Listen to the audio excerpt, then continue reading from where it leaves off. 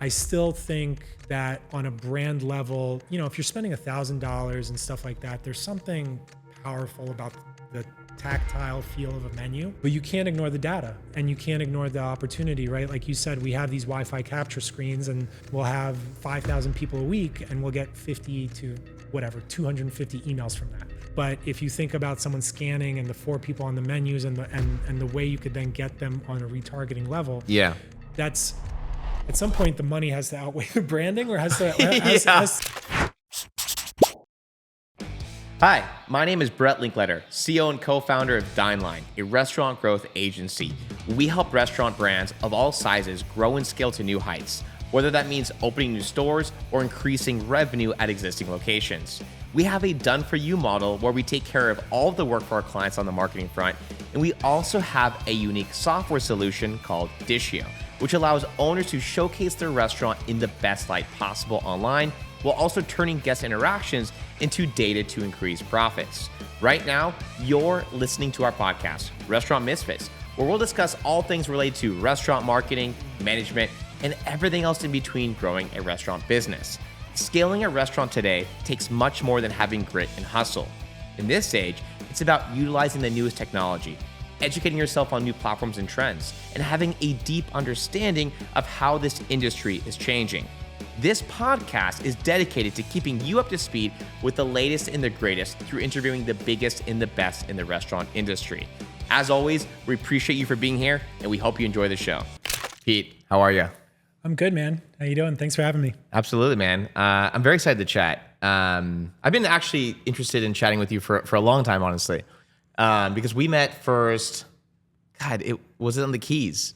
Yeah, right? That was the first time. We took a snorkel trip together. Man, that was so fun. That was my first time in the Keys, and I had no idea what I was doing. And thank God our friend Sergio could kind of walk us through and help us understand what we should be doing in the area. Stay afloat. Yeah, 100%, man.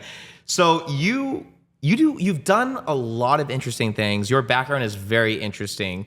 You now oversee the operations across a portfolio of clubs and restaurants. What's that like? I would say every day is, putting out a lot of fires, and every day is really different.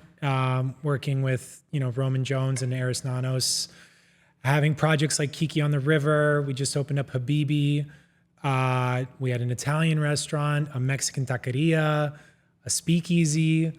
Roman just closed on a church that we're going to turn into an event space. Crazy. We've got Capitano, which is like our sort of like a Casa Tua waterfront restaurant that we're opening. You guys have a lot coming in this year, it seems. Yeah. Like, it's just nuts.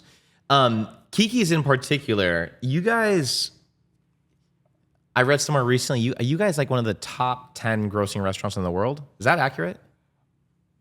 It feels like that some days. I think we're up there in the US. I don't know how we compare against like the Vegas, like straight up nightclubs, but we got to be up there as just a restaurant. And it's incredible what he does within, just that small of a space. Absolutely. You guys are an interesting concept. I've been there multiple times. Yeah. Great concept, I think. Great food. You have the club vibe right on the river. Beautiful spot. I think there's a lot of reasons you can say for your success. But what do you think is, in your opinion, from working there for all this time, what is the one thing you think that stands out? If it's one thing, I think we think about creating content pretty much throughout the space. The drinks, the food, every corner. I think they were really pioneering, because when we opened it was like 7 or 8 years ago, Instagram wasn't what it was. And it was really important for us to, just make sure that people wanted to take pictures and take pictures of the space all throughout. For sure. I mean, I think this is something, I had another podcast about a year and a half ago, and the chef told me the same thing. He was like, hey, when I create our menu, I'm not just creating for taste, I'm creating for look and appeal and Instagram appeal. I want people to love the food, talk about the food, but also want to take pictures and share with their friends. Yeah. Because that's our marketing, right? And obviously, on our podcast, we love talking about marketing. We have a marketing agency, obviously. Yeah.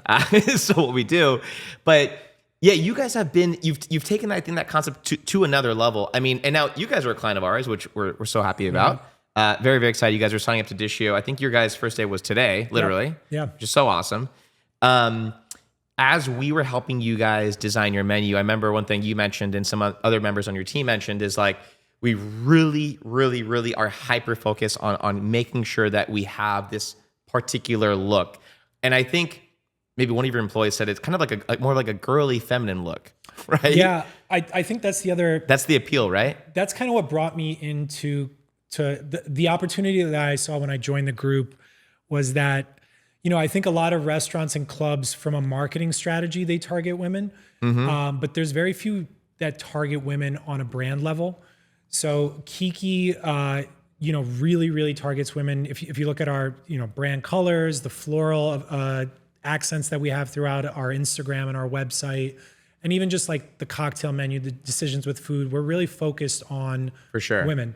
And I think there is some statistic out there that we're like a top 5 bachelorette destination in the US, which kind of gives credit to sort of the business plan, right? Yep. Probably 50% of the time, if I've ever seen a bachelorette party here in Miami, their plans are to go Kiki's then. Yeah, it's like the must. It's the must, right? But the floral, like you're mentioning, I mean, remember we had dinner recently, and I was just noticing it again because it was, I hate to admit this, but it was one of the few times I've ever been sober in Kiki's. Just looking around and finally observing everything for really the first time for what it is. Yeah. And you guys truly have a beautiful restaurant. Yeah. I mean, seriously. And I thank you. I think also part of the charm is it's almost like a little residential, or it's a little like it feels like it's done by hand. You know what I mean? Like you look at a lot of these projects and they look like it was done by a professional design team, and it's all shiny and glossy. And Kiki kind of looks like it was layered by, a bunch of different projects and it's a little bit of a testament of time. For sure. Because the one thing I always think about, and look, I'm not a restaurant owner, I'm the marketer, right? And I always tell my clients, hey, it doesn't matter how good I am or how good anyone else it is that you have on your team helping you in the marketing.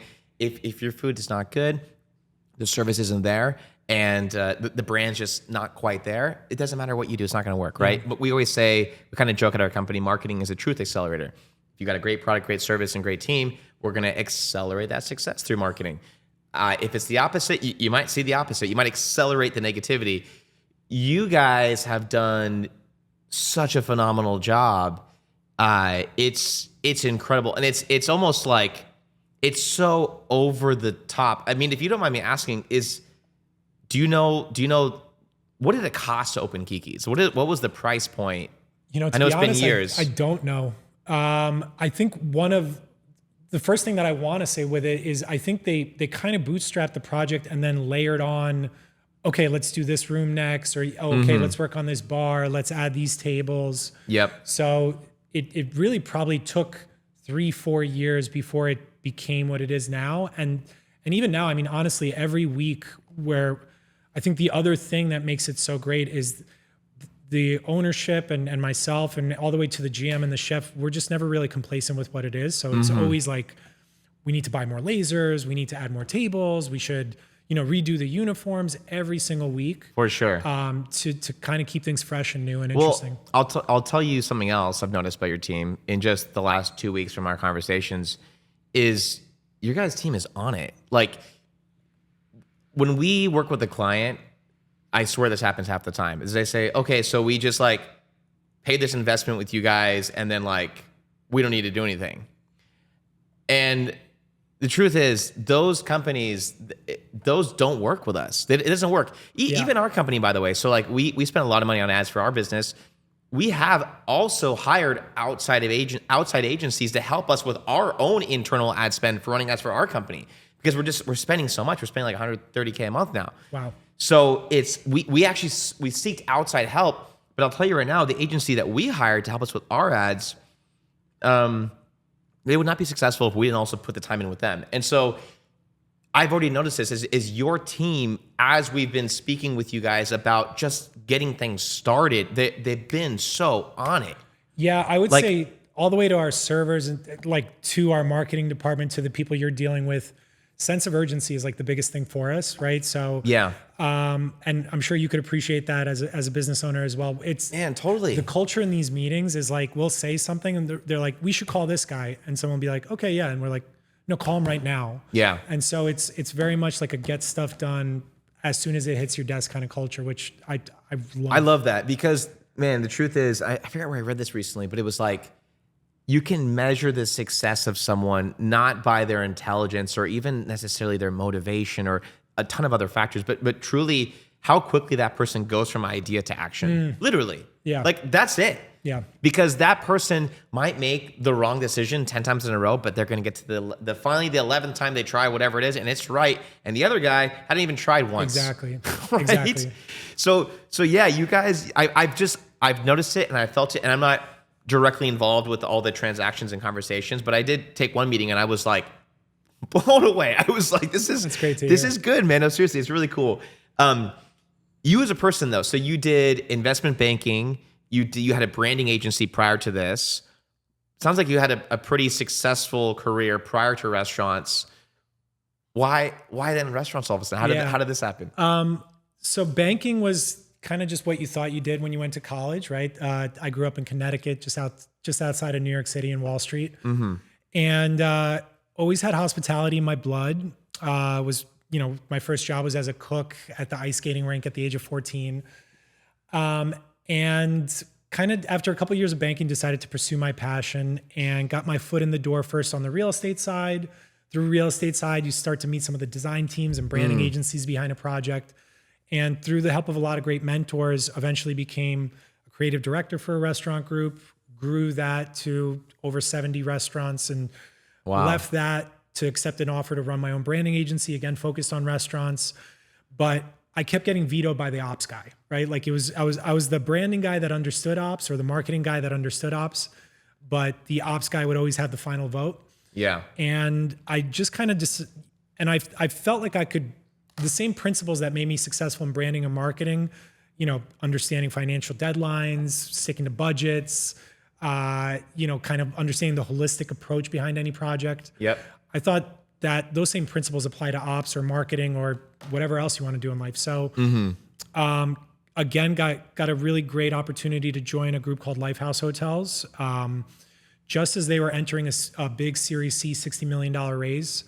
And same thing, became the head of food and beverage for that group. I think by the time we left, we had like 55 restaurants within our hotels. Damn. And yeah, from there was introduced to. So wait, creative director, head of food and beverage, branding.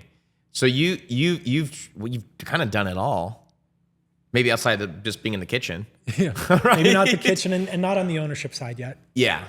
And so you're thinking about maybe starting one of your own projects? I think that's everyone's dream, right? Is to do something to kind of take all of their experiences and all the great role models that they've had to do something of your own. Yeah. Is this something that you've started already, or is it still an idea, or what's? It's still an idea, casually looking at spaces. I think even probably no startup founders, like on this day, I started my business, right? It's always like, I failed here, I took a turn here, I pivoted. Yeah. So, I think always looking at spaces and kind of working on different concepts for some of the things I see. For sure.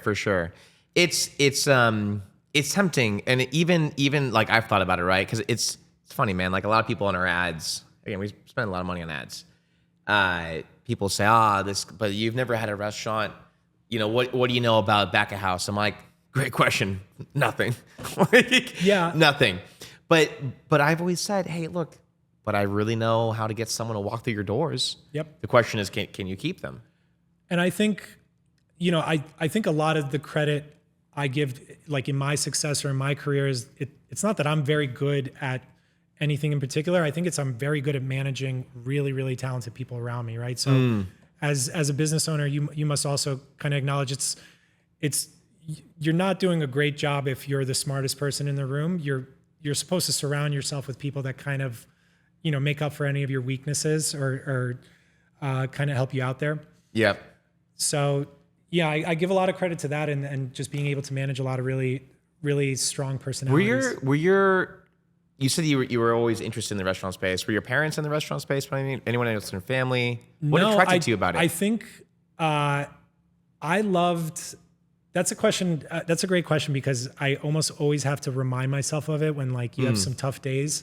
Yeah. I love that at a restaurant, you can walk into a room and there could be a basketball player, there could be a rapper, a celebrity, a family that's been saving up for a month just for that special day there. And they're all in the same room and they're all like, you get to service them, right? And you get to, they're picking you for that special moment. So I think like, I almost get chills just thinking about it. I think when you remind yourself that like all these people are coming together and they're picking your venues, they're picking your service, they're picking what you're putting in front of them. Yeah. That's a pretty special thing. And I don't know any other industry where you can have such an eclectic group of people and get to meet so many great people. And I think at the end of the day, like food, breaking bread is almost at the center of everything we do, right? Whether for sure it's a celebration of life. It's how we drown our sorrows. It's literally the common denominator behind all of our memories. So, I love the idea of that. For sure. You know what I love about your answer too, by the way, is it's fully, I can tell 100% genuine, which is awesome. Like I could literally see the sparkle in your eyes. You talk about it, which is awesome, by the way. But before I worked with restaurants, I worked with a lot of e-commerce brands, and I worked with a lot of e-com owners who had truly not a lot of passion about what they were selling, but saw an opportunity. And it was, it was a cash opportunity. And I think what you're describing here is you can make a lot of money in this industry, but also you truly love it. Yeah. You truly love it. And so the cash opportunity is just a bonus. Hey, if I can make a lot of money, great. But I also love this. You gotta love the grind, the hard work, all the attention you gotta put into this thing. Because if you don't, I don't think you truly ever can be great. My opinion, there's right? a great. I actually have it tattooed on my chest. It's called "Follow Your Bliss," and it's a much longer quote from Joseph Campbell. But it's just that if you're really passionate about pens, right, and you just pursue that passion, somehow the money, the abundance, whatever will follow. For sure. Random question for you. So I know since other conversations we've had, you guys at Kiki's, I mean, successful for a lot of reasons, but you guys actually are very old school in how you do a lot of things operations wise. Yeah. Why is that? Why? It's not just you guys though, by the way. The restaurant space in general is very old school. Like I think you mentioned still paper checks and all this kind of stuff. Yeah. Why is it in your personal opinion, why is that happening? Well, one, I think that's what attracted me to restaurants and even Kiki is like I had experience with startups and finance, and you could see at the time like fintech was really taking off, and you were able to see how technology was really disrupting the financial sector. And I'm sure you see it as well, where those same opportunities kind of present themselves with hospitality. For sure. I think there's just a lot of like transactions and points of contact and so many things that to make a change requires such a collective buy-in and so many like disruptors and so many things to go wrong that I'm sure you experience it too, right? When you want to break into a group or when you want to do something different, you have to get 8 people to sign off on it. You have to take 2 steps forward and 1 step back over and over and over again, where you could argue it might not be as smooth to make those changes in the restaurant industry as it is in certain other sectors. But at the same time, I think that's what makes it such an exciting opportunity, right? Is you just look at the way marketing is done in tech or with retail or anything like that, and you're like, man, if we could just apply that to restaurants, that could be such an exciting opportunity. Man, we see so eye to eye. It's actually like insane. Yeah. Because that is exactly why I got in the space too. But I think, but we're coming up from different sectors, right? You're more literally working inside the operation. And real quick, like just on that topic, what does your day-to-day look like right now? Man, it's really different. I think I'm blessed that the owners really give me a lot of autonomy and a lot of responsibility. I think it's everything from working on the marketing plans and the PR strategies and the social media strategy behind our existing properties to working on some of like the real estate and design and branding behind some of the upcoming projects we have. Got it. anytime you have a new opening like we have with Habibi, there's a lot of turnover. There's a lot of growing pains. You're still figuring out who you are and who your customers are. How is the company structured? Does everything go back to Roman? Is there other managers and team members? Are you like, how's it all structured? What's the org structure look like? So Roman and his partner Eris are the two partners there. Roman really runs the creative and the brand. Got it. Eris runs operations. Outside of that, we have about 30 people at corporate between finance, HR, Got it. myself, maintenance. And then on the property level, you have anywhere from like 50 to 90 employees on the restaurant side. For sure. And everything kind of, I think one thing that I love about the way they do it is every property sort of has a brand champion. And so with Habibi, we have this incredibly talented guy named Ikam, who's a partner, and he's kind of running that. With the latest deal, we just closed Casablanca Seafood. We have someone else that's really developing that. And yeah, that it kind of, that brand champion kind of makes sure that all the decisions are still true. And I think that's really important too, is that, you walk into a lot of restaurants and it just feels a little disjointed. Like, for sure, their colors are this and their marketing message is that, but their service is this.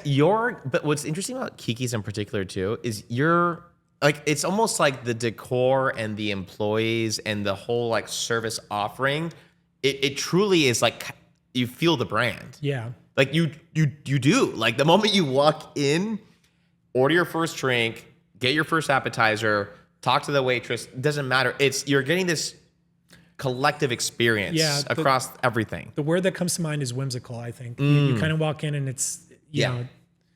It's super interesting, man. I like, it's something I think a lot of restaurants try to create and have failed at many, many times.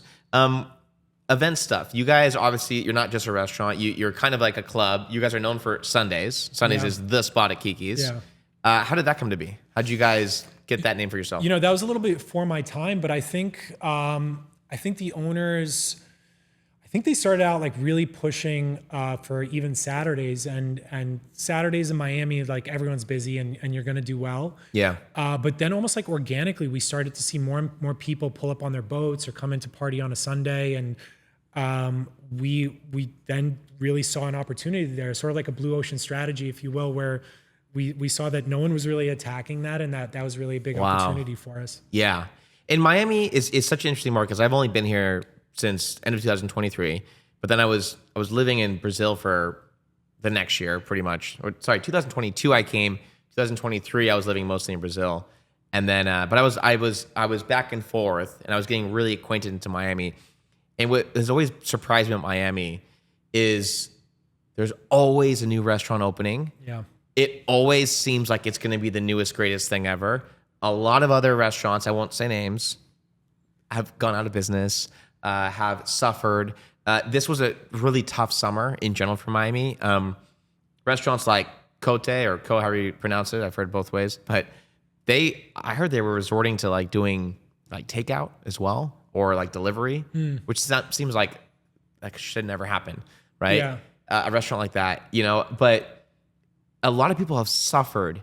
And you guys, it seems, I'm sure obviously there's been some downtime, but you guys have weathered some serious storms. Like, yeah, I think, there's a lot of answers behind that. I think the first, as far as restaurants failing, one of the things you mentioned is, even yourself wanting to get into restaurants. I think restaurants have one of the lowest barriers to entry. Yeah. So there's a lot of people that make a lot of, mistakes that end up costing the restaurants For sure. closing. I think if you ask a lot of restaurant owners whether they would rather be loved by owners or tourists, the smart ones would rather be loved by tourists, because if you make the list as a top 5 bachelorette destination, you're probably not getting off that list anytime soon, right? If you're the number one date spot, whatever, if you're the favorite local restaurant and whatever, there's probably going to be 3 of those that open up in the next year. So it's really, really competitive there. So you guys are saying it's better to be the tourist restaurant than the locals. I think we did a really great job of making ourselves a must stop for tourists that visit Miami. For sure. I think the opportunity that I see, and that one of the reasons I joined is to kind of win back the local audience. because like you said, there's been, people saw what Kiki was doing, the supper club model. Before it was nightclubs or this or that, and now everyone's doing supper clubs. Yeah. Everyone wants to open up a supper club. But I would say, look, you guys are definitely a big tourist destination, but at the same time, I mean, there's talk of going to Kiki's every single Sunday here, and these are locals. Yeah. Like, it's just like, oh, it's Sunday. Hey, I'm gonna have a chill Monday. I'm in. Yeah. Like, you know what I mean? So it's always happening. And then let's talk real quick about Habibi. You guys just opened Habibi too. Yep. Which is also nearby. Yeah, right next door. That's nuts. So you're opening. Are they competing with each other a little bit? I've always imagined that a little bit. I think we saw it as really complementary, right? We had an Arabian Nights on Saturdays at Kiki that was wildly successful. It's just like a piece of programming, and I think just when you look at the global landscape, you just start to see like Dubai coming up as a major metropolitan city.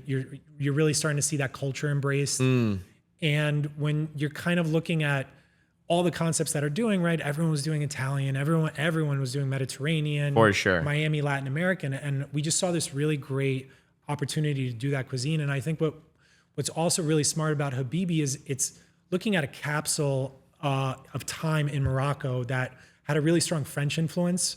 So it's not outwardly, Middle Eastern. It's got like a little bit of an Asian influence. It's got a very strong French Moroccan influence. There's pieces of Tunisia, North African. Super cool. Yeah. I still haven't been yet, but I've only heard good things, honestly. Yeah, you got to come by. I know that the launch party was pretty successful. I wanted to come that night, but it looks awesome. And I think though, I think we've talked about this also before, but Roman is such an interesting owner because I think he had other multiple concepts. Some haven't worked out, but obviously he's had a lot of home runs, which has been awesome to see. A lot of owners that we personally speak to on a regular basis, they have like first year success, right? The honeymoon phase, things are great, and then it's like they just kind of die off, and it's like they didn't really do anything wrong. Like, they're good, but do you think, like, now, for example, okay, COVID, for example, destroyed tons of restaurants. And a lot of people have said a lot of restaurants that probably should have been out of business already anyway, and they just kind of got rid of the fat. A lot of owners have told me that. We're now years later. Do you guys feel the competition again creeping in a little bit? I mean, I feel like I see a new restaurant every day, and I know the owners we speak to, they're like, we're doing everything we can, yet there's so many more restaurants opening, and they say that's why this is all happening. But is it something else? Is it the competition? What do you think it is? That is kind of forcing restaurants to close. I don't know if there's always closing, but like it's this first year and they're the new, hot girl at the party. And then all of a sudden they're dead. Yeah. And this is like a very common story I'm seeing consistently, not just here, but like all over the place. Yeah. There could be a lot of reasons for that. I think the first thought that comes to mind is just correctly budgeting. So a lot of people think that you're going to open your restaurant, you're going to have 400 people through the door, and you're going to sustain those 400 people forever.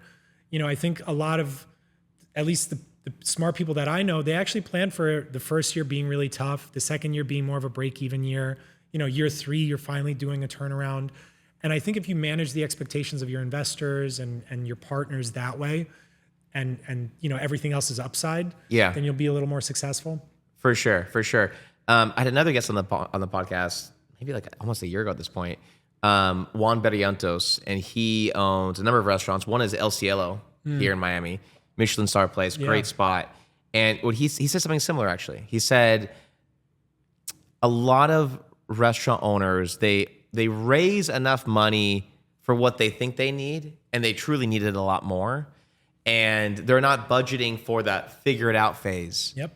And so, sure, they open up, but then something breaks or whatever, or they need a new oven, and boom, they're out of cash, and they're playing catch up. And that goes back to lack of experience sometimes, right? Where you think you know everything about restaurants because you've eaten at a lot of good ones, but I strongly recommend anyone working with a restaurant to kind of hire or work with a partner that has actually done it before and maybe even failed before, because for sure. I think some of the best experience that that I've had has actually come from some of the failures that I've had and not the successes. Oh, for sure.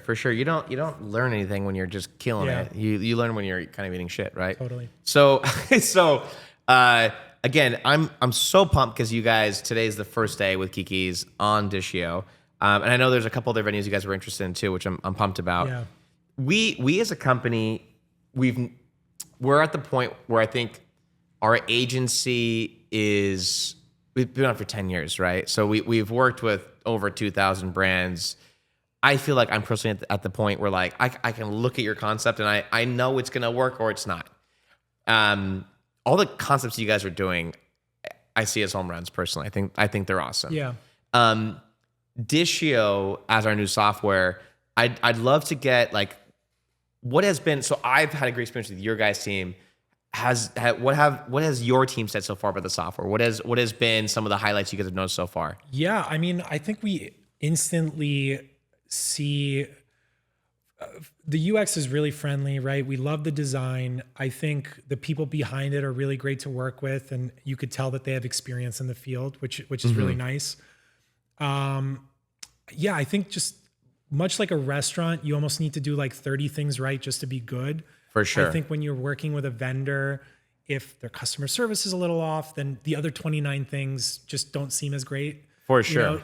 So I think top to bottom, we're just really happy with the onboarding process, the way the product works. And I think it's just the beginning. As we start to get more data, we do want to do a little more advertising with you guys. Yeah. For sure. And on that topic, great segue. How many guests do you guys get at Kiki's monthly? Monthly? Oof. Yeah. What would you say? I guess what would be an estimate? Maybe 25,000, 20,000. And what's your guys' average ticket again?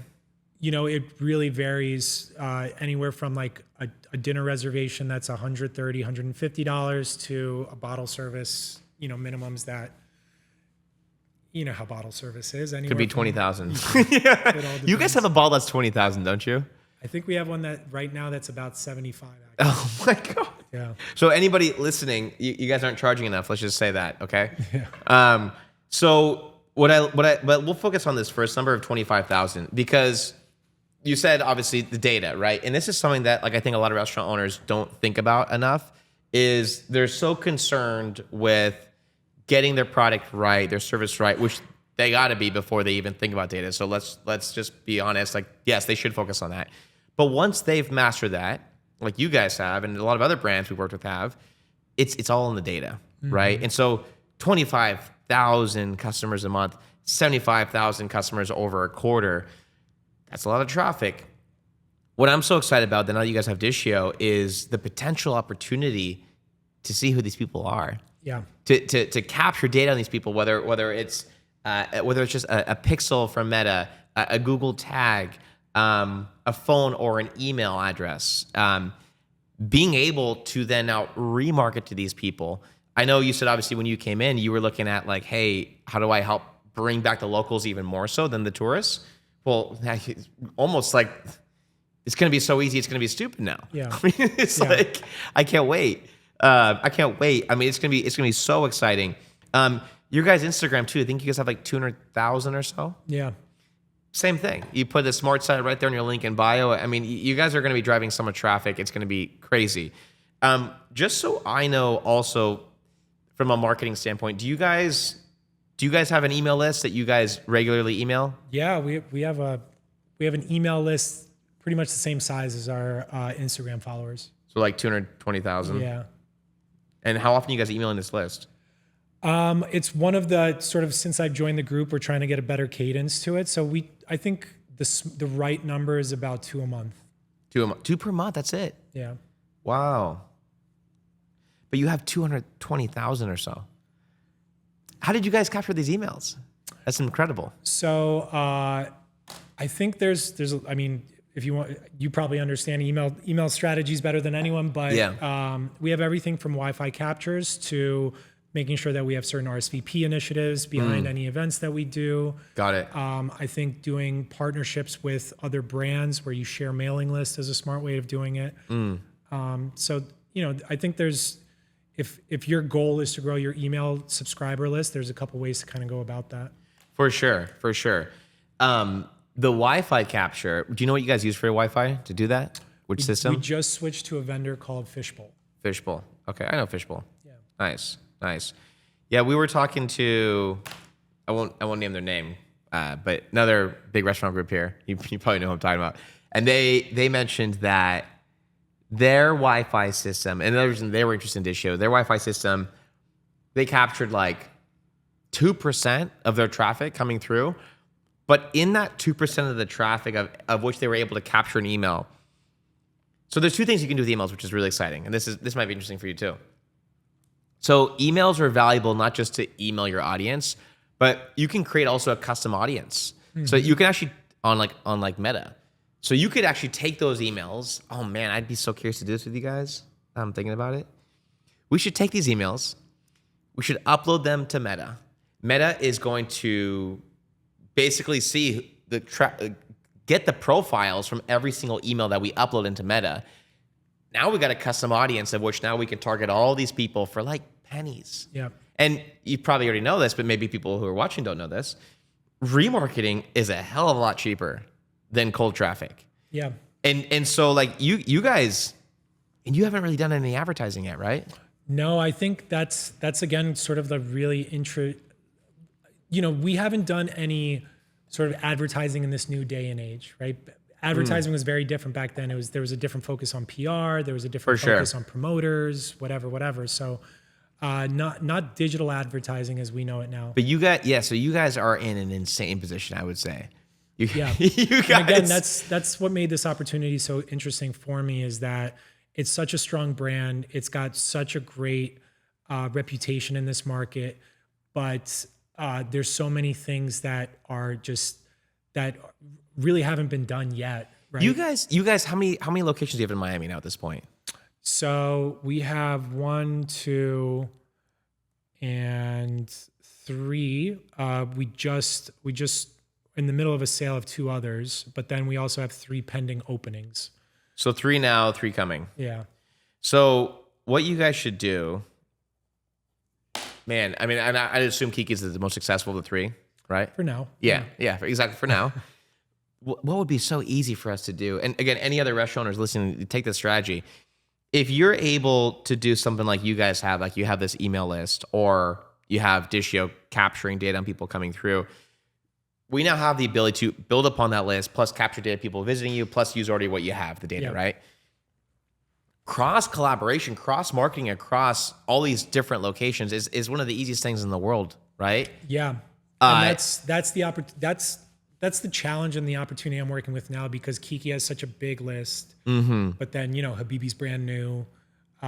Casablanca, which we just bought last week, is brand new-ish to us. Do you know the email open rate you guys are seeing? I know maybe not. It's actually quite high for the industry. I think we're at about 7 or 8%. Okay. And that's a little bit of a point of pride where we started at about 2.5, and that has a little to do with why my decision to do 2 right now, and you could challenge that. But, for sure. But yeah. I'll have the team look into it because I'm really curious. But so let's talk a little bit more about how do you get better at what you do? Because a lot of restaurant owners, I'll be honest, they ask me questions and I'm like, hey, quite frankly, I'm the marketing guy. I don't know the operations like you do, the brand approach like you do, the little things that go so far in store and beyond. Yeah. Where did you learn some of this stuff? How do you get better on a regular basis? Yeah, I'm really blessed to have had some really great mentors throughout my career. And I think I still always know that I'll eventually have my own restaurant group or my own restaurant projects. But I think every time I thought I had a weakness, whether it be marketing or branding or operations, I kind of went straight into that weakness and tried to find a job or a career or a project that would really strengthen it. For sure. And so, with Lifehouse, we scaled from 3 to 50 something restaurants nationally, but I recognized that, Miami's going to be home and I really wanted to understand the Miami market better. And so when the Kiki opportunity presented itself, it was that I was like, wow, I could really understand what it takes to be number 1 in Miami. For sure. And you guys are number 1, aren't you? I mean, in my eyes, we are, right? I think it depends how you measure that, but I think I would consider us to be a top brand for sure. Okay. I think I said the number 40 million a year earlier. I don't know where I heard that. Is that right around where you guys are doing? Would you say more or less? I don't know if I can comment on that, but yeah, it's up there. It's up there, guys. It's up there. It's not like 100,000, 200,000 a month. It's way up there. So, yeah, that's incredible, man. Well, I think you made the right choice.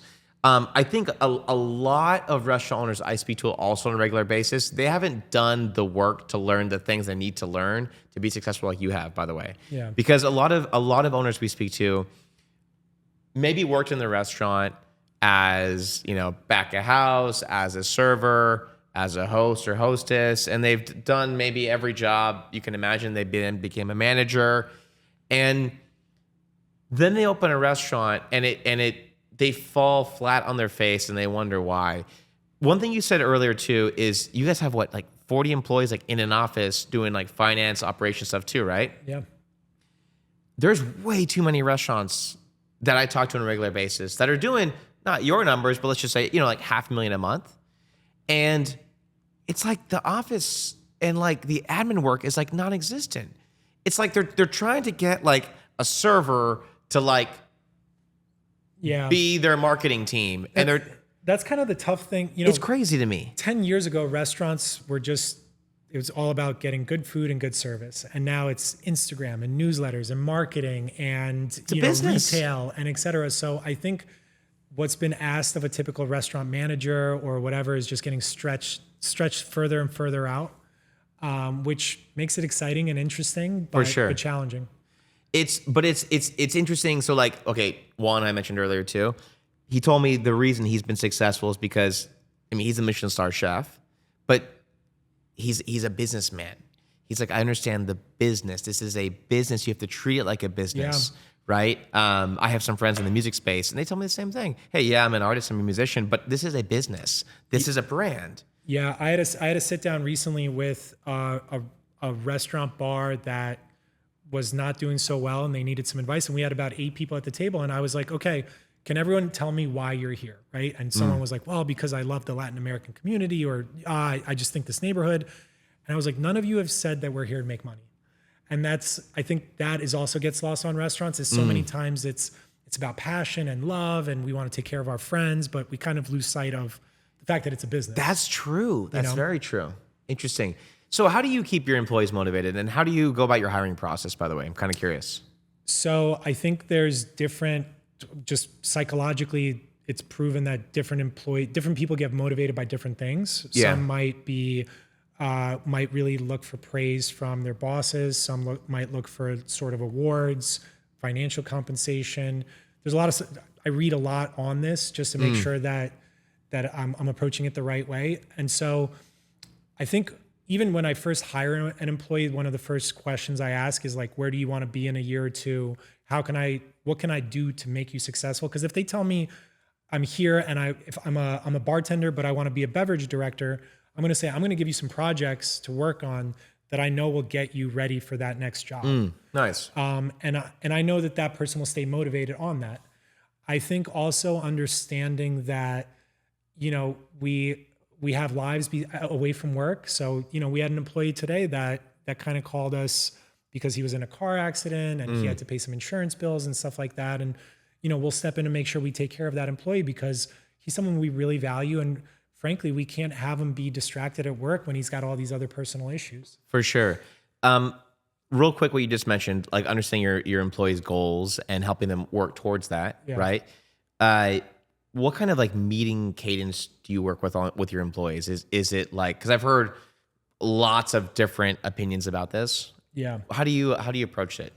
So there's how I've approached a lot of different ways in a lot of different companies, what works best for Kiki's. And that I think that's also important to understand is that if you've got different generations, you've got different age groups, you've got different demographics, different work schedules, personality types. So what works best for Kiki is we do an all hands where everyone is there on Wednesday. That's why I was a little late today. Every Wednesday? Every Wednesday. Wow. And it's owners, it's marketing, the whole it's team, promoters, and we all sit down and it lasts about 2 hours and we get it all out there. Wow. And All hands every single and week. a big reason for the office and a big reason why all of our projects are around the Miami River is because we just find it best to meet in person to talk to talk it Wait, out. real quick, all hands meaning everyone in the restaurant and in the office. No, so it's going to be everyone, like managers and above. Okay, Yeah, not got like it. servers, bartenders. Okay, I stuff was like, that. that is wow. So we've got that there, and then on the restaurant level, we run a pre-shift like most restaurants do before service. But we also obviously leverage technology, right? Like we share our pre-shift notes, or we share our meeting notes online. We use Slack to communicate, WhatsApp, sure. whatever. Nice. How many direct employees report to you? I mean, directly, probably about 30, 40, right? And 30 or 40 direct. And then Oh under my the God. managers. So 30 or 40, you're the direct boss. Yeah. How do you manage that? I think hiring people that you don't need to micromanage, right? So I like the reservations manager I just hired. She knows way more about the job than I do. So I'm learning from her. You know what I mean? Wow. Our GM at Kiki, I could never do her job. How often do you meet with all these employees though? You're obviously meeting them in groups. You're not doing one-on-ones, I'd imagine, right? We have some one-on-ones, especially in the beginning, or if there's a project that they're struggling with, I'll put them on a little bit of a plan where we're, you know, like one person, I have a 15-minute touch base every morning at 9 a.m. because that's what they need right now. They need to check in with me and they need to get my time. For sure. But I think also, although they might report to me, everyone kind of helps each other out. And I think cross training is also really big for me, where, you know, the GM understands what marketing is doing, marketing understands what a bartender does, because that way we can kind of all hold each other accountable. But that's a lot of employees. Yeah. Yeah, we're busy. That's so. And what's your day look like? I mean, when's your day start? When's it end? Like, what kind of routine you work? Just work-wise or personally? Yeah, all the above. Are you also in office? Are you sometimes at the restaurant? Is it different every day? I start my day pretty early at like 5 or 6 a.m. and that's when I do like my personal work, right? Journaling, meditation. Got it. Kind of getting my head straight for the workday. Workouts, stuff like that. And then by 9 or 10 a.m., I'll go into the office. I block the first 2 hours of my day to organize my messages. So my emails, on my Slacks, on my calendars, on my notes. Every meeting always has a 15-minute break afterwards because that's when I'll send my emails out or my notes. For sure. I am OCD about organization. So if you look at our Google Drives or anything like that, it's spotless. You seem like that kind of guy. You seem like, I think every time I've seen you, your hair has been perfect and like you perfect shave and you put together. But and so then the second half of the day is usually meetings, especially because the restaurant teams are working late, so they don't wake up until a little later. Wow. And then on the weekends, I think the beauty of the job is hopefully you're working for a restaurant group where you enjoy visiting the restaurants too. So for sure, whether it's organically because some friends want to stop by, or I'm just driving by and I'll pop in. Nice. But same thing, you hire strong enough managers that hopefully they can do the job, and you just need to make sure to get any things out of their way to make their job easier. Right? I think that is the job, is to be more of like an offensive lineman to a bunch of quarterbacks. For sure. I like that. I like that analogy too. Yeah, I have this terrible problem where I'm like listening to like 5 Audible books at once at all times. Yeah. I like to kind of hop around. And one book I came across recently, I'm forgetting even the name of it. It's a book on management. And I'm always trying to like sharpen my own axe and figure out where I can be a better manager or leader or whatever I'm focusing on in the moment. I got like a couple sales books I'm doing too, like all the above, whatever. But this book in particular, it was talking about just how many companies actually just waste so much time in meetings. And so I think even at our company, we probably got to cut back a little bit, to be honest. Like, it's just crazy. Some of my managers, I look at their calendars and it's just meeting. I'm like, you don't have time to even work. You're just sitting in meetings all the time. And so I think if you have the right team, like you just said, that's why I like that analogy. You're working with a bunch of quarterbacks, people that can manage themselves, do their own things. But at the same time, too, there's obviously moments where you got to get in there and talk to someone and work with them.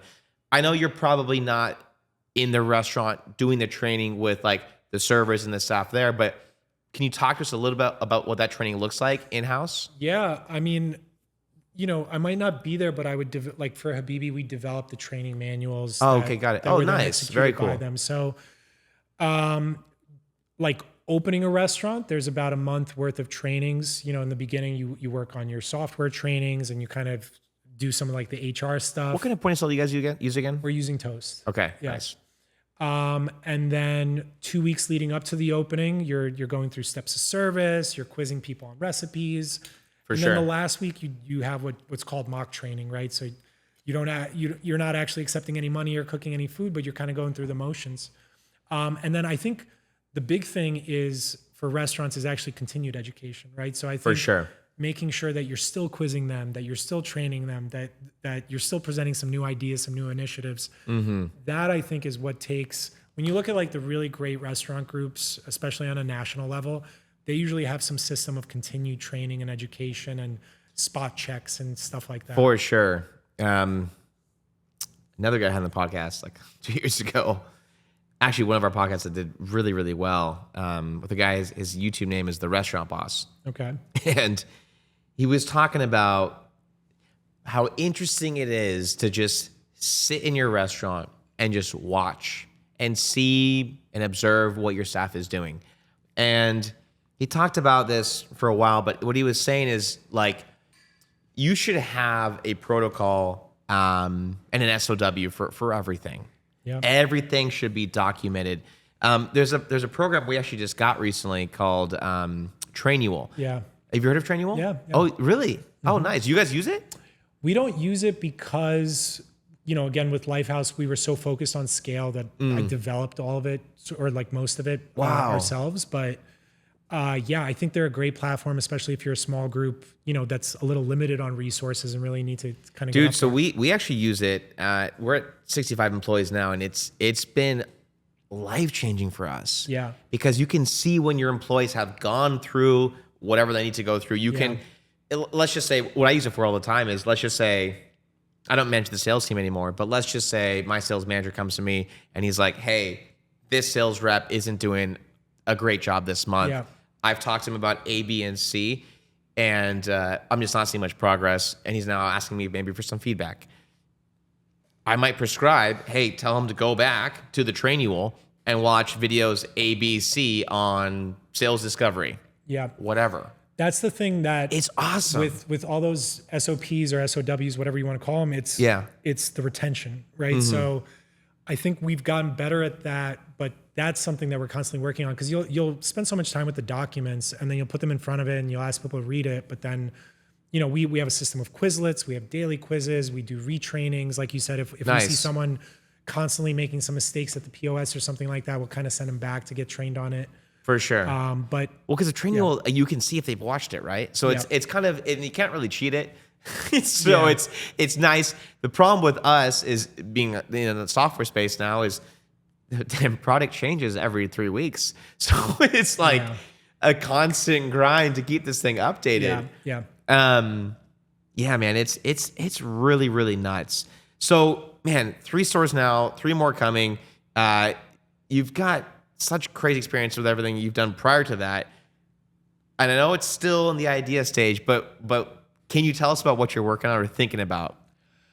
What I can tell you is that my personal belief, I think there's a lot of people that have like a restaurant idea and then they look for space for it. I'm a big believer that like the real estate should dictate the concept that you do. So I think different buildings have a certain beauty to them, and something might scream wine bar, something else might scream all day cafe. I see what you're saying. And then I think I'm a big believer in developing a sense of place, right? So when we opened up Terrace in Little Havana, which was a rooftop Latin American, we really wanted to echo like the gentrification of the neighborhood and the melting pot of that neighborhood.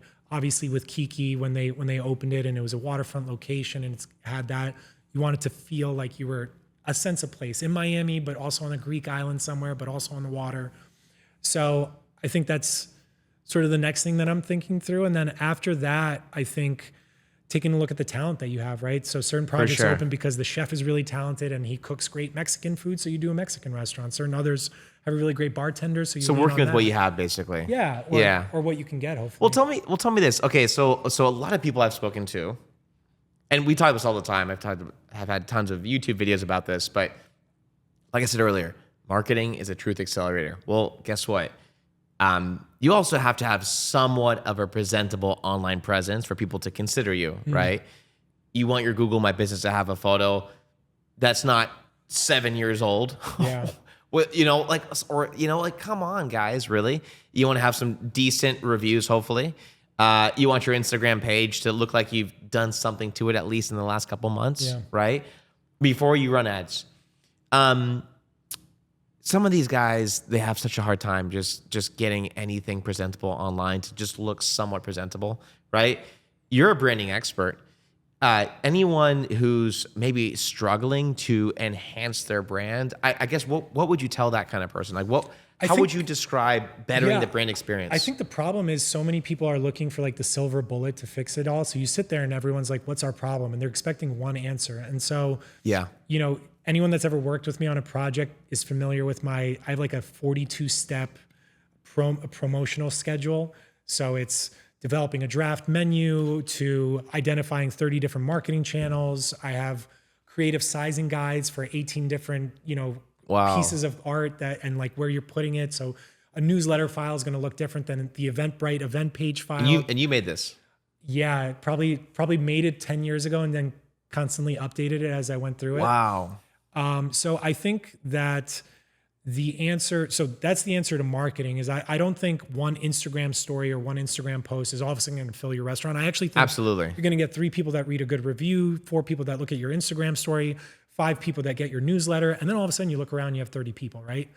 On the branding level, I think the first thing that comes to mind is if you try to please everyone, you're going to please no one, right? And so I think everyone looks around and they're like, oh, they're doing sushi. We should do sushi. Oh, they're doing ladies night. We should do ladies night, and they just spread themselves too thin. But true. When you sit down and you ask yourself, like, who are we? What are we? What's our customer? And you stay with that and you say no just as much as you say yes, or you focus on the things that work. If you've got the right concept, then that should work. I think a lot of times you look at people have this great idea and then it just gets diluted as they go through openings and they read one bad review or, whatever. They kind of don't stick to their guns as much. For sure. So I think that's branding. And again, branding, I think it's taste, touch, sound, smell, it's the menus, it's literally everything that you're seeing needs to be sort of like thought about. No, it's true. And I felt that in your guys' menus. So menus real quick. Let's talk about that. Yeah. So our product it's a digital menu. And I know like even us, we've had conversations about the paper menu, the tangible menu versus the digital menu. We now have QR codes in the restaurant, which is great. Yeah. At least at the bar. Yeah. Talk to me about how that happened and you guys, because that was at one point like never going to happen. Yeah, well, and now you guys have opened up. What changed? So I mean, and I don't know if I ever told you this, but like before COVID, I had experienced opening up restaurants like in Hong Kong and in Asia, and so oh wow, I didn't know that. If you go over there, they were doing QR codes way before like we started to really adopt it over COVID and stuff like that, right? So I understood the potential and what it could look like, if everyone was really, really open to it. Yeah. Obviously, COVID accelerated that or really got people a lot more comfortable with the idea. I still think that on a brand level, if you're spending $1,000 and stuff like that, there's something powerful about the tactile feel of a menu. But you can't ignore the data and you can't ignore the opportunity, right? Like you said, we have these Wi-Fi capture screens and we'll have whatever 5,000 people a week and we'll get 50 to 250 emails from that. For sure. But if you think about someone scanning and the 4 people on the menus and the way you could then get them on a retargeting level, that's at some point the money has to outweigh the branding or has to like it's got to play a role in it. So we're starting to get creative about it, right? Like we do acknowledge, like at the bar, you don't need a huge menu. So like For sure. that's a thing. There's a lot of other examples where 60 Vines is like a brand that I love, where the wine list and the drink menu is in front of you, but then the food menu is a QR code. And so every diner gets the tactile, tangible experience, but then when they want to get the food, they scan the QR code and they get there. So we're looking at that and saying like, oh, maybe we can run some drink specials or whatever at the menu, or maybe we offer people both so that when we clear that giant menu, they could still go back and check on their phone. So for sure, I think we're thinking about a way to have the two opportunities sort of live together in a thoughtful and tasteful way. I love that. I love that, man. That was a great explanation. Yeah. Thank you. That's awesome. No, I think, but I think you're approaching it completely right. And I think it's like you said earlier, right? Like a lot of people in the restaurant space, they're there for the passion, and they sometimes forget this is still a business, and the data should wildly outweigh the negative ideas about the QR code menu. One thing I hate even saying a QR code menu because it has such a negative connotation. I think for a lot of restaurateurs, hey, one COVID, right? Like, hey, this came as in large part because of COVID. Let's just be honest, right? So people have this bad taste in their mouth about it. The other thing is people are so used to, I mean, man, Mila still does this. You go to Mila, it's QR code menu, and it's like that PDF crap menu, right? Oh my God, like gotta zoom in, and like I'm only 32. I think I have good eyes, but I can't see what the hell I'm looking at. Yeah. Like, you know what I mean? And so that drives me nuts. And I know it drives everyone else nuts too. And that is such a bad experience. And one thing that we have spent a lot of time on, and I'll just be fully transparent. We've spent close to $1 million on the product now at this point. Wow. Almost $1 million. And I only learned this actually this morning, which I was shocked. I thought it was a lot less. So yeah, I asked our head of finance, and long story short, we're almost at $1 million. And so much time and energy has gone into the menu because it truly, really matters. And I'll be honest, when we first started the business and started building the software, I was like, it's okay because the data will outweigh the look. But we've learned the branding and the look and the appeal and that experience. Yeah. We thought, oh, we have to just be better than the PDF. No. People hate the PDF. People despise that PDF. You got to be way, way, way better than the PDF looks wise. The data is great, but let's just be honest. A lot of restaurant owners, they don't understand data, right? So I learned that the hard way, and so we've redone the menu several times. It's been very expensive. And now I think we have like 4 different templates, of which now you can choose and select from. I think even for you guys, we're gonna do a couple other new updates where I'm hoping we can do this actually. I'm hoping we can actually do like the floral print that you guys have. Yeah. I was pushing for that too. I would love to we'll make that happen eventually. Yeah. It shouldn't be too difficult at this point. But there's I've learned that though. I've learned that like in this industry, well, the brands that truly have made an impact, like you guys, the brand is the most important thing. Marketing and all these other things will not work if the brand is not there. You got to have the cool factor. What you guys also have, by the way, I personally experienced this. I was actually wondering whether or not I wanted to mention this on the podcast today. So I was actually going to Kiki's, like, I forgot which New Year's it was. One of these New Year's. Yeah. I'm losing track of which years it was what year. Anyway. Man, I had a group of 8. We had made the reservation like a month in advance. It was New Year's. And one guy in our group had cargo pants. Oh, yeah. And the bouncer would not have it.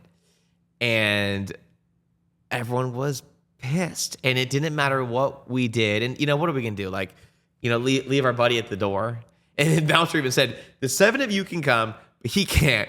And it's like, what do we do, But I've been back to Kiki several times. But some people, and I noticed, you guys are still extremely busy. You guys have that cool factor. You guys are probably one of the very few restaurants that can do that and get away with it, honestly. Maybe. Honestly, it's almost like an American thing because in Europe, especially New Year's Eve, if you show up in shorts, you're not getting in anywhere. For you know? sure. So I think I am proud that, like many things, it's protecting our brand, right? Like we knew that you let one person in, then the other person's going to say, but look at this guy, let me wear my hat. And next thing you know, you just have a very different look. So we do think that, a night out with us is an experience. It is an elevated experience. We do want it to be memorable. So we ask that you dress the part, right? So I get it. I totally get it. Question for you. You mentioned like technology earlier. I'm a big tech enthusiast. I've also unfortunately spent a lot of money in tech. Yeah. Fortunate or unfortunate, we'll see. Yeah. But I personally obsess over AI, and I think AI is truly going to really transform a lot of industries, specifically the restaurant space. Yeah. I know you guys are kind of old school in a lot of areas, but talk to me about new tech you guys are doing, things you're thinking about. What's the future look like for you guys? I think I like to think one of the reasons that they hired me at Kiki is because I'm a big proponent of embracing technology, and I kind of came from a background that really leaned on it. Mm-hmm. So, we use ChatGPT to help with a lot of our writing and SOPs and job descriptions and whatever. I think we leverage a lot of tech to make sure that we maintain a really strong local SEO. We love Yext for that. Nice. I think reporting all around has been great. So, whether it's Later or Sprout from like social media management has been really important to us. All the way to, everything from Google AdWords to SEO to, different website vendors. I think we're always looking, and we're always, honestly, with AI right now, every month there's a new app or software or whatever. So maybe to a detriment, I'm always testing it out to see like if it's better or worse or like what we could do differently. For sure. Do you guys think you'd ever, I've already seen it, actually kind of scary. Do you guys think you'd ever put a robot in the restaurant, serve your food? Could you ever see that happen? I think if you've ever been a diner and you've complained about the price of your burger or something like that, I think it's because it's getting more and more expensive to run restaurants and, to meet the expectations of the diners. So I do think that that's a future. I think, frankly, a lot of my job as far as, because AI is connecting the dots, right? That's what it is. It connects the dots faster. And so I think the reason I'm successful is because I have experience that connects the dots, right? Absolutely. So I think there's certain restaurants in California, by the way, that are fully operated through robotics. There's a great spot in DC that just opened that's doing Chinese food that seems like a home run. It's pretty nuts, man. I mean, it's one of those things where like I almost like chuckle when I ask you that question because it still seems so like foreign and far away, but it's really not. Yeah. I mean, and here's the truth: is like if employee costs, if you're looking at 50, 60, 70,000, 80,000, maybe 100,000 employee, but instead you could buy a robot for 30 grand that could do the job. It's tempting. Yeah, I think it depends on what you're looking for when you're going out to eat, right? Like if you're looking for a pretty simple, consistent meal, food, sustenance, I think that you might be in trouble with robotics and stuff like that. I think if you're looking for an experience and you're looking for, the beautiful girls and you're looking for the atmosphere and you're looking for the sparklers and the waterfront, the food and what you're paying for, that's just the price of admission, right? Yeah, so true. I think that's where we hope that with our concepts, we kind of have some staying power. Absolutely. And I know we touched on it earlier. How does your hiring process work? Do you guys? I know staffing is tough for a lot of restaurants. Yeah. Has that been an area of toughness for you guys as well? Is that not so much? I mean, how do you guys manage that? How do you recruit? What's that look like? Yeah, almost the same like obsessive compulsive approach that I have to organization or anything like that, right? We recruit across different channels, friends and family, our networks.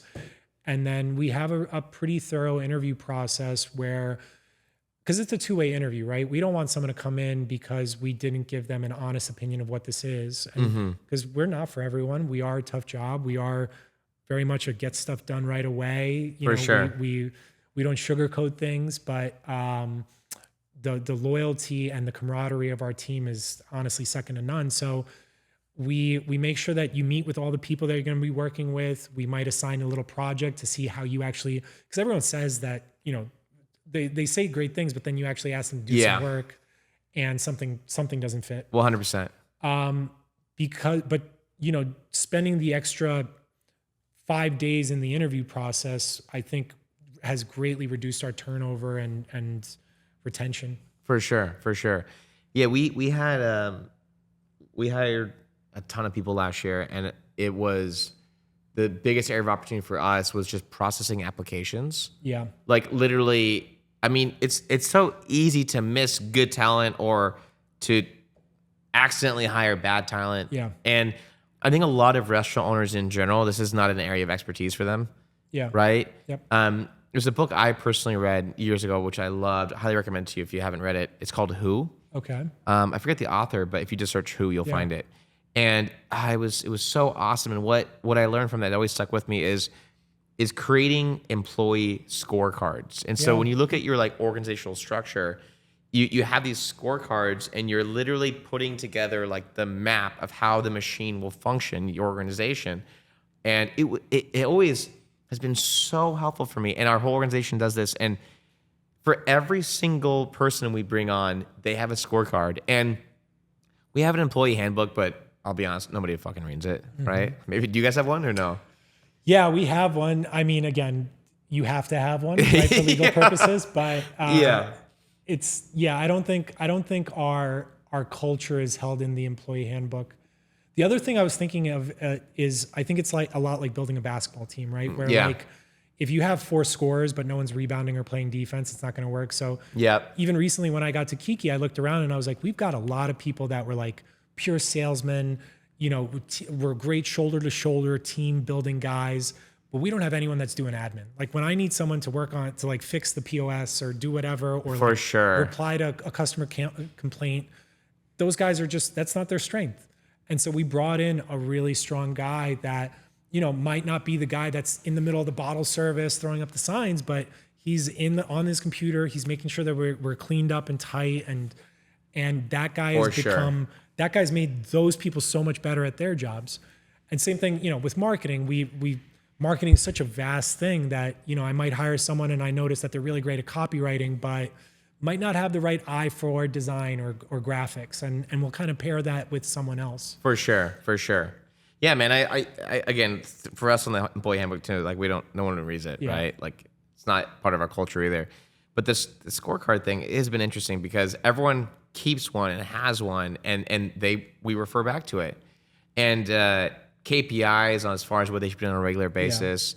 Yeah. This is the kind of stuff where I literally, it's so rare to see owners in the restaurant space doing this kind of stuff, but I swear if they did, damn, it'd make all the difference in the world. So we have just a few minutes left, but I guess with your experience, with everything you've done, man, like what are, at least where we are now today, what are some of the problems that you see in the restaurant space that you feel like people don't really talk about enough or are aware of? Yeah, I don't know if it's the sexiest answer, but I think that we kind of got away from what really made restaurants special in the beginning, and that's the people, right? And so obviously talking to the QR code or the marketing guy, that's not your focus. But I think at the end of the day, a lot of these restaurants are also failing because they're worried about all these other things, but they're not worried about like really making sure the guest feels special. Like if I'm your server, believe me, I'm gonna ask you why you're here, what's the occasion. I'm gonna ask you how your meal is. There's gonna be a connection there that, if you've ever read Danny Meyer's book, like he preaches that, just making sure like you make a little special connection. So, I'll give you right now with Kiki and Habibi, we're looking through our reservations and we're Googling you. We're looking up your Instagram handle. We're looking at your spending history, and we're saying, oh, you're from Kansas City. We've got a great cut on our steak that's going to remind you just of home. Or, we noticed you had the lamb chops at Kiki last week. Yeah. We just have a special at Habibi that you're enjoying. Just that little, letting them know that they're seen is I think makes all the difference. And you go to a lot of these restaurants and like, especially with service charges, because people aren't like really working for their tips like that anymore. I think a lot of that just hospitality is going out the window. I think you're totally right. And it's so funny because I spoke with a food influencer that said the same thing recently. And she goes to like a restaurant every day or something crazy. A lot of work. But like she said the exact same thing. And I'm reading another book. Like I said, I had 5 different books at the same. This book I'm listening to is called Never Lose a Customer Again. And it's a general book on customer retention, but it applies to all industries. Sure. And he said the exact same thing. He goes, not enough businesses make their clientele or customers feel special. He literally used the words you just said. Yeah. Have you read this book or no? No, but I mean, You'd listen, love this book too. 7 Habits of Effective People kind of preaches that. Like Yeah, one way or true. another, at the end of the day, it almost is that. Like they all talk about the same thing, and that's making a genuine connection. 100%. It's not even like what the book talks about too, and it sounds like you're agreeing with them. It's not, yes, you need good product, yes, you need great service and this and that, but there's that level of like specialness that you've created in that experience. Because it's interesting, especially like in maybe more so in my industry than the restaurant space, like in agency business, when someone buys from someone, there's that level of excitement right up until the purchase, and then right after there's this level of, oh shit, did I make a mistake? Yeah. Or was this the right choice or whatever? And there's this level of doubt. And so if anything goes wrong, they're so hypersensitive. We've seen it where luckily we have a great retention rate, but there's oftentimes, a client that, not often, but every once in a while a client will come through that we're like, maybe this wasn't the best fit. And it's like we kind of feel it, and then they kind of feel it in months. It's always like month 3, something's gonna happen. And we've really, really instilled our team that we if there's that kind of situation, now we just don't take on those clients, because it's just, at the end of the day, you can't help everyone, right? Especially in the restaurant space, you just truly can't, and that's just the truth, right? But making your clientele feel special, and I completely agree with you, man. I think it's just, it feels like such a transaction at some restaurants. And vice versa, if you flip it backwards, a lot of this just the good service can overcome if your menu's just okay or if your design's not great. Every review you ever read, it's always like the hostess was rude and the food sucked and the room was cold. Like it's always like it waterfalls into that experience, where if you have that great service, they might not even pay that much attention to, something going wrong with the drinks or whatever. You know what I mean? Absolutely. So one more question for you. You mentioned like, hey, you've had a lot of failures and you've learned from these failures. Again, that's the only way you learn, right? Yeah. So like, I'm right there with you. I've failed in every way I can imagine, and thank God I did, because now I'm here too. But what is the greatest failure you had, and what you learned from it? Oh man, Big question, I know. I would say that when I was in my late 20s, I actually took a shot at doing my own startup. It was a tech play, co-working. We raised like just under $1 million in seed money. And it was at the time of like Adam Newman and WeWork and whatever. And I was like, I think it was my ego death. That was it, where I thought I was like so cool because I raised money and I was the tech CEO. Yeah. And I was so focused on PR and interviews and marketing. And I figured like the sales would come, or et cetera. And what I didn't pay enough attention to was the bottom line and, the finance side of it. And I would say now I'm less like cavalier in like a marketing spend or whatever, if it doesn't make sense, right? Like you see with alcohol brands all the time when they want to sponsor a bar or do whatever. And I'm like, who has ever bought that tequila because they had a free tequila drink at that photo shoot or whatever? So I think that, and back to the ego death, I think it was that too, where it was like, I don't really, it's not really like, I don't have anything to prove to myself anymore. I'm kind of just really passionate about creating really great experiences for other people, and I think that's awesome, why you should do it. That's a great answer, by the way. Yeah, that's awesome, man. I mean, this has been really awesome, man. I'm so glad we did this. And again, I've been wanting this for a long time, so I was pumped to do this. People who want to continue following your personal journey, whether it's what you're doing now, all the new projects you have coming, if they want to learn about your concepts you're working on now, and also what might be coming later. Yeah. How do they find you online? Yeah. So I guess my personal Instagram is fine. It's Peter LITV, and then the website. I think there's a landing page for my personal website, friends-family.com. So my consulting company is Friends and Family, and Nice. hopefully we get that going soon. Hell yeah, man. And we'll really appreciate it. This was awesome. And I'll see you at Papa Kiki's soon. Thanks, man. Yeah, thanks.